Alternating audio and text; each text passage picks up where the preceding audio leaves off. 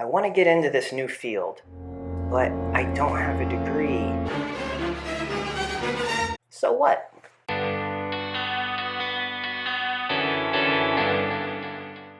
Disclaimer. In this unit, we are not discussing professions that legally and for good reason require a degree. We're discussing professions that require skills that are implied by a degree, but can alternatively be validated by a legitimate certification. So you're ready for a career change. You've got the skills, but now you'll be competing with candidates who have a degree in the field. This can be horrifying, but it really shouldn't be. Chapter 1, Lesson 2 of the Gimme That Job course provides a practical and economic suggestion. Don't get a degree, get certified. Here's your project.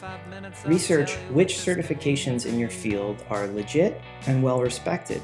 And remember, the harder the certification is to obtain, the more confidence it will give you. Look at it this way. Instead of spending thousands of dollars on a degree, consider spending perhaps hundreds of dollars on a well-respected certification course. And here's what'll happen. You'll have to work to earn it, and you'll have something to show for it. I've posted my proofreader certification all over my website. The result is you'll feel more confident, and your potential employer will see some legit credentials on your resume. You'll have what is known as the equivalent of the required degree. It's gonna be a surprise, they won't believe their eyes when they see her.